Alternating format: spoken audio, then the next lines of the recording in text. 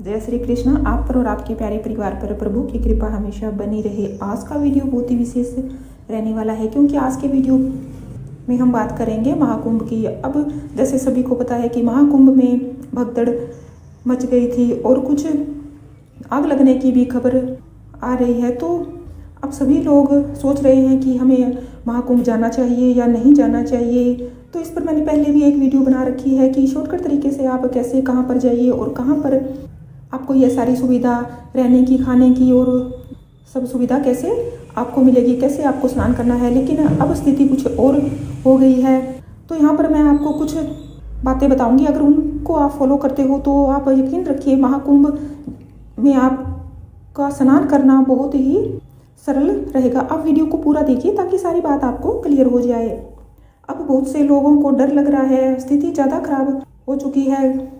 मैंने देखा है कि काफ़ी सारे वीडियो ऐसे आ रहे हैं, वो बहुत ज़्यादा डरा रहे हैं, जिसके कारण लोगों के मन में डर बना हुआ है कि अब हम कुंभ स्नान के लिए जाएं या ना जाएं। इसलिए मैं आपको क्लियर कर देती हूँ कि आप अपना प्रोग्राम कैंसिल मत कीजिए। बस आपको थोड़ी सी सावधानी रखनी है। प्री प्लानिंग करके आप कुंभ स्नान के लिए जाओगे तो आपको कोई भी दिक्कत नहीं होगी। मैं आपसे एक छोटी सी रिक्वेस्ट करना चाहती हूँ, अगर मेरे द्वारा दी हुई जानकारी आपको पसंद आती है तो प्लीज़ एक लाइक वीडियो को करिए, चैनल को सब्सक्राइब कर लीजिए ताकि आने वाली वीडियो की नोटिफिकेशन आपको मिल जाए। तो अब आप जैसे अभी मौनी अमावस्या गई है और आगे भी जो स्पेशल डेज हैं उन पर जो शाही स्नान होता है वहाँ पर भीड़ ज़्यादा पाई जाती है। तो आपसे विनती है कि आप अगर छोटे बच्चों को लेकर जा रहे हैं, बड़े बुजुर्ग को लेकर जा रहे हैं, कोई विकलांग है आपके साथ कोई है, तो आप कृपा करके इनको ना लेकर जाएं, क्योंकि शाही स्नान जब होता है तो उसमें ज़्यादा भीड़ होती है। आप नॉर्मल दिनों में स्नान कीजिए और यहाँ पर 5-6 तारीख के बाद ही आप अपना प्रोग्राम बनाइए, क्योंकि तब तक भीड़ कम हो जाएगी। और सबसे पहले आप किसी भी चीज़ में जा रहे हो, चाहे आप ट्रेन में, कार में, किसी भी चीज़ में आप जा रहे हो, पहले से ही आपको पता होना चाहिए कि आपको कौन से स्टेशन पर उतरना है, कहाँ से आपको गाड़ी लेनी है। सारी जानकारी आपको पहले से ही अगर आप रख लेते हो तो आपको कोई भी प्रॉब्लम नहीं होगी। और देखिए जो शाही स्नान है उसमें भूल कर भी ना जाइए, क्योंकि वो साधु संतों के लिए बनाया गया है। कृपा करके वह उनको उन्हीं तक ही सीमित रहने दीजिए। हम कोई संत महात्मा नहीं है, हम साधारण ग्रस्त के मनुष्य हैं। तो जैसा स्नान हम करते हैं, मनुष्य जैसा स्नान करते हैं, नॉर्मल स्नान आप करिए। और जो साधु संतों के जितना जब तक हम नहीं कर सकते, इसलिए उनकी पूजा पाठ में दखलंदाजी करने का हमें कोई भी हक नहीं है। तो जो शाही स्नान है उस पर ज़्यादा भीड़ होती है, यह सिर्फ साधु संतों तक ही आप सीमित रहने दीजिए। कहीं ना कहीं पब्लिक प्रशासन की बात नहीं मानती है, उनके रूल फॉलो नहीं करती है, इसी कारण वहाँ पर भगदड़ मची है और कुछ आग लगने की भी वहाँ घटना हुई है। तो सभी को कोऑपरेट करना चाहिए। अगर पब्लिक कोऑपरेट करती है तो ऐसी स्थिति नहीं बनती।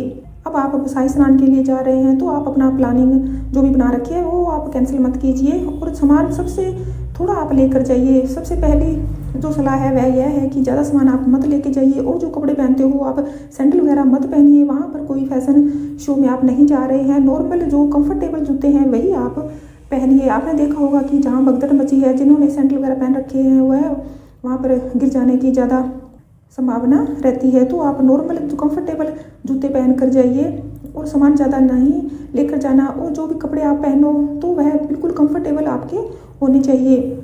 जो बुजुर्ग है, विकलांग है, बहुत छोटे बच्चे हैं, उनको आप मत लेकर जाइए। उनके नाम की आप वहाँ पर 5 डुबकियाँ लगा सकते हो, उनका नाम ले सकते हो। उनका नाम लेने के बाद आप 5 डुबकियाँ लगाइए और बोलिए कि यह जो मैं डुबकी लगा रहा हूँ या लगा रही हूँ उसका फल मेरे बच्चों को, बुजुर्ग को, जो भी आपके घर में विकलांग है उनको मिले। और उनके लिए आप गंगा जल लेकर आ सकते हैं, उनके लिए वहाँ से आप पवित्र जल लेकर आ सकते हैं और घर पर आके वह अपना वो जल पानी में मिलाकर स्नान कर सकते हैं। तो जिस ट्रेन से भी आपका रिजर्वेशन हुआ है, यह किस स्टेशन पर जा रही है, प्रयागराज में 9 स्टेशन है तो किस स्टेशन पर आपकी ट्रेन जा रही है, यह जानकारी आपको अच्छे से होनी चाहिए। और संगम पहुँचने का रास्ता मैंने आपको पहले बताया था, अरेल घाट पर आपको जाना है। वहाँ पर काफ़ी पीपा पुल बने हुए हैं, 1 से लेकर 30 पीपा पुल बने हुए हैं। तो वहाँ पर जाने की पूरी जानकारी आपकी होनी चाहिए। और अगली टिप जो है वह मैं यह आपको देना चाहूँगी कि साधु संत यह महासंगम में स्नान कर रहे हैं तो वहाँ पर आप मत जाइए, वहाँ पर ज़्यादा भीड़ होती है। और जो भी आपका नियरेस्ट घाट पड़ता है उसी पर आप स्नान कर सकते हैं। पीपा पुल पर आप जा रहे हैं तो 30 नंबर तक पीपा पुल जो बना रखे हैं वहीं पर आप स्नान कर सकते हैं। वहाँ पर जगह खाली होती है तो आप देख लीजिए, सिचुएशन के अकॉर्डिंग वहाँ आप स्नान कर सकते हैं। नहीं तो आप वहाँ जाकर देख सकते हैं कि सिचुएशन क्या है। प्रशासन का जो भी वहाँ पर रूल बनाए गए हैं उनको आप अगर फॉलो करते हो तो आपको कोई भी दिक्कत नहीं होगी। प्रशासन का कहना तो मानना ही चाहिए। जिन्होंने प्रशासन का कहना नहीं माना है उन्हीं को ज़्यादा प्रॉब्लम हुई है और स्थिति ज़्यादा बिगड़ गई थी। इसी कारण भगदड़ मची थी। ज़्यादा सामान मत लेकर जाइए। और अगली टिप जो ये है कि आप सिर्फ 1 या 2 दिन का ही प्लानिंग बनाइए वहाँ जाने की। ऐसे नहीं है कि मैं 5-5 दिन वहाँ रुकूंगा, नहीं है, ऐसा आप मत करिए।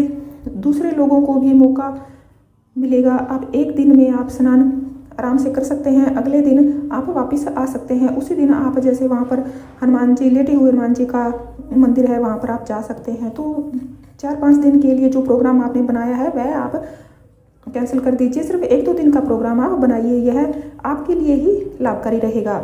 आप शांतिपूर्वक अखाड़ों में जो प्रवचन हो रहे हैं वह शांतिपूर्वक आप सुन सकते हो।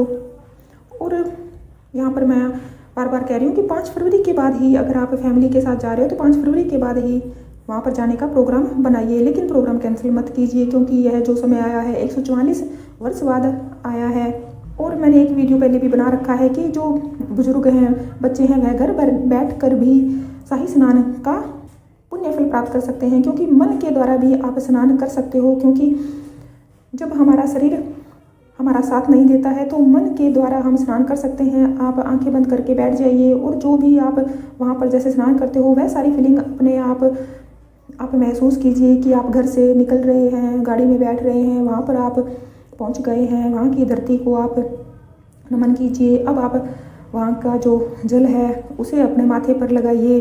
जैसे आंखें बंद करके सब जैसे आप स्नान करते हो वैसे वैसे आप फील कीजिए। अब आप फील कीजिए कि मैं प्रभु का नाम ले रही हूँ, मैं डुबकी लगा रही हूँ। 5 डुबकी मैंने लगा ली है, 1 डुबकी मैंने अपने लिए, परिवार के लिए लगाई है, संपूर्ण देशवासियों के लिए मैंने वहाँ डुबकी लगा ली है। मेरे कुल देवी देवताओं का नाम आप लीजिए, उनके लिए डुबकियाँ लगाइए। पानी को हाथ में लीजिए और अब आप जैसे सूर्य को जल दे रहे हैं वैसे वैसे अब आपके पास जैसे फूल, दीपक वगैरह जो भी पूजा की सामग्री है उससे आप पूजा पाठ कर रहे हैं। फिर आप जैसे इस नदी में आप खड़े होकर प्रार्थना कर रहे हैं। यह सब आपको फील होना चाहिए। बस अगर आप ऐसा करते हो तो प्रभु आपकी मनोकामना जरूर पूर्ण करेंगे। आपको जो भी शाही स्नान और स्नान का जो भी फल है आपको वह जरूर देंगे।